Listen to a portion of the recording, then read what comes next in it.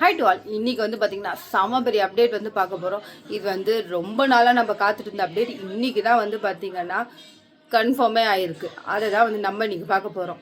திமுகவும் தேமுதிகவும் இன்றைக்கி வந்து பார்த்திங்கன்னா இணைய போகிறாங்க அப்படின்ற ஒரு அப்டேட் தான் இன்றைக்கி ரொம்ப பரபரப்பாக எல்லா இடத்துலையும் பேசப்பட்டது.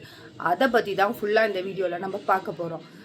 தேமுதிக வந்து வேற ஒருத்தவங்களோட தான் இணைய போகிறாங்க அப்படின்ற மாதிரி ஒரு நியூஸ்லாம் வந்தது. சரி, யாரோட தான் இணைய போகிறாங்க அப்படின்னு ரொம்ப காத்துட்டு இருந்தபோது இன்றைக்கி வந்து பார்த்திங்கன்னா திமுகவோட இணைஞ்சிருக்காங்க அப்படின்னு சொல்லி ஒரு அப்டேட் வந்திருக்கு. இதை பற்றி நீங்கள் என்ன நினைக்கிறீங்க அப்படின்றத கமெண்ட் பண்ணுங்கள். நான் என்ன நினைக்கிறேன்றதை உங்கள்கிட்ட சொல்லாமல் வேற யார்ட்டங்க சொல்ல போகிறேன். தேமுதிக வந்து பார்த்திங்கன்னா ஒரு பீரியட் ஆஃப் டைமில் செம்ம பெரிய சம்பவம் பண்ணவங்க, ரொம்ப பெரிய ஜாம்பவான் இருக்கும் போது அவங்கள தோக்கடிச்சு 10 வாட்டிக்கு மேலே வந்து பார்த்திங்கன்னா தோக்கடிச்சு உக்காந்தவங்க. என்னன்னா அவங்க வந்து முதலமைச்சராக மட்டும்தான் வந்து உட்கார முடியாமல் போனது. விஜயகாந்த் சார் வந்து முதலமைச்சராக மட்டும்தான் உட்கார முடியாமல் போச்சு தவிர, ஆனால் மக்கள் மனசில் என்றைக்குமே நீங்காத இடத்த பிடிச்சவர்.